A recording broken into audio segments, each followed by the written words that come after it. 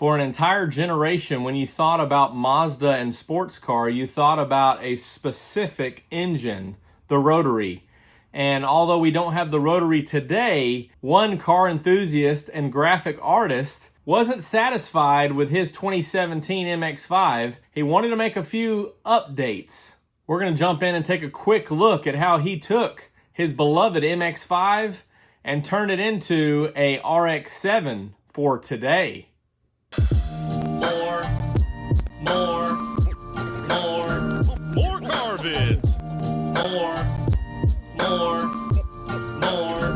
More car vids. What's up, everybody? I'm Jonathan Sewell, sales at Mitchell Mazda on the Boulevard in Enterprise, and today we're looking at quite an amazing transformation of a 2017 MX-5 RF into the new Mazda sports car that everybody wants, an updated RX-7.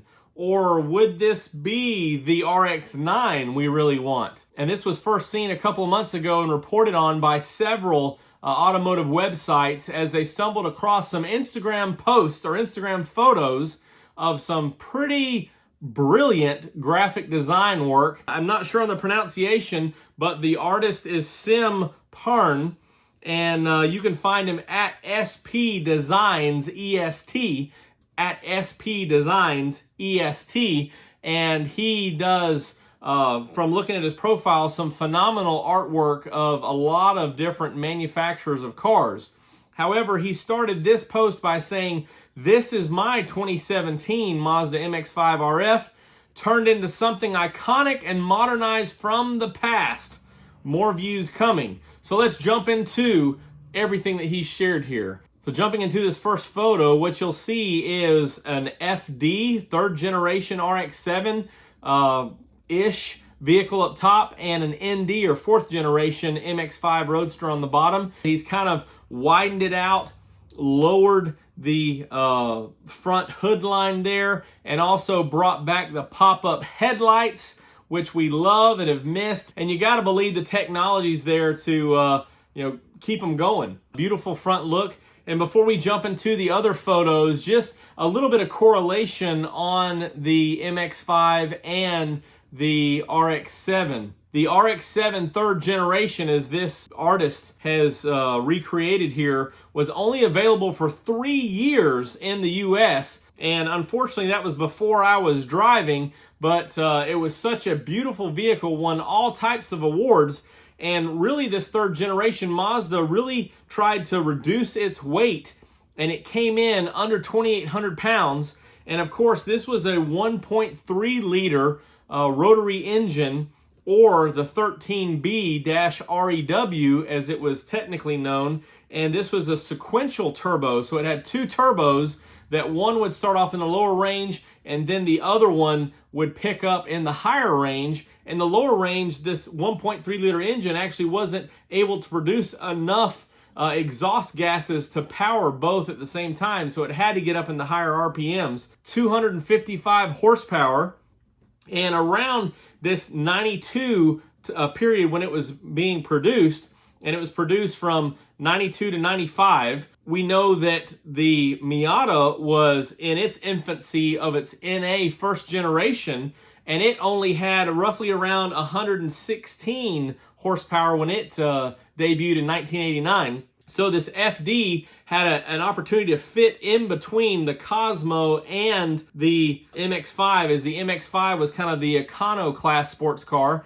and it could be a lightweight, high-performance vehicle, both front engine, rear driven, or rear wheel drive in the, actually all three with the Cosmo and the Miata, as well as the RX-7. And this RX-7 sports car was a two-seater, or in some later years, a 2+2 availability, but most of them just had some extra storage in the back there. A little bit more cargo room than available on the MX-5, but we see that there was some shared components from the MX-5, the same drivetrain, so that 5-speed flowed back through the drive line all the way into the rear differential, and was really built up the RX-7 was built up from the MX-5. So much like the artist did here, Siim, if I'm pronouncing that correct, did here, he built up from his 17 ND 4th generation to this new FD-ish, RX-7-ish design. For comparison here, the FD, of course, was under 2,800 pounds, as I said. The current ND RF GT is about 2,450. And even now, through some updates and a 2-liter naturally aspirated engine, we only have about 181 horsepower. So still 255 at a 2,800 pound vehicle. This was amazing and had a lot of brilliant design elements to it, and we're going to jump into that as we see some of these new renders. So the second photo he shared here, of course, has the front and rear, and this is what we're talking about. We saw the pop-up headlight design and the little wider, flatter look there. Of course, the FD was more round, not really harsh lines, and it's still one of the most beautiful Japan sport cars or Japanese sport cars of all time, in my opinion. And you see the rear here carried the same black covering or tinted covering over the taillights. So when they aren't on, you don't see them. It's just a brilliant design element. However, as you can see in this picture here, he's lit it up with some LEDs all the way around. And of course, those third brake lights. And stuck with the no wing design as you would find standard on a GT MX-5. Now you can also see he kind of kept the underneath very similar with the dual pipe single exhaust, very similar to the MX-5. One last look at the front here. Love how he kept the fangs of the daytime running lights of the MX-5, and underneath those pop-up headlights, of course, you have your blinkers, which are also an LED base, so it just looks wonderful. Let's slide on over here for the last photo that he shared, and we'll give you a comparison here in a minute. Here's all three, front, rear, and side. And I don't know if he has yellow calipers on or caliper covers on his 2017, but I think it was a nice touch for this. Machine gray, good contrast there. Kept with the same wheels of the 17-inch, and you can see some of the styling here carrying over, similar design behind the front wheel, and also that hatchback glass coming down, which is very reminiscent of the FD. The only thing that's somewhat missing, but I like how he designed it, is the original FD, of course, had no keyhole nor handle. It was built up in the window fascia, so you couldn't see it, and it was just a seamless look all the way across. He has kind of redesigned the handle here from the MX-5 and does have a keyhole, but it is a little more flush, it looks like.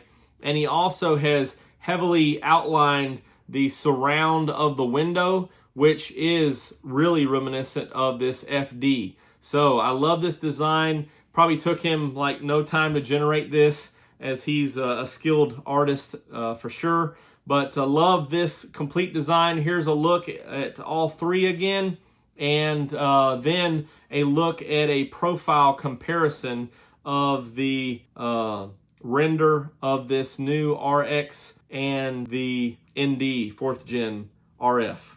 Again, thank you for sharing this, Siim, and really should check him out and see all the other artists. Give him some hearts there on Instagram and some comments on the ones that you like. I know the last couple of weeks we were talking about the new Celica or Celica and maybe an RX-7 coming back as an EV. Can you imagine if it looked like this? Can you imagine if it was as beautiful as this? Could share some of the chassis of this ND Miata, but maybe have to, of course, be a little bit wider to support those batteries, or just bring back another RX similar to this design. Thanks for jumping in and checking out this wonderful render here. I am Jonathan Sewell.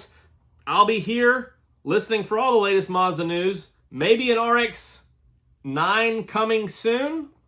Maybe. And I'll see you on the next one.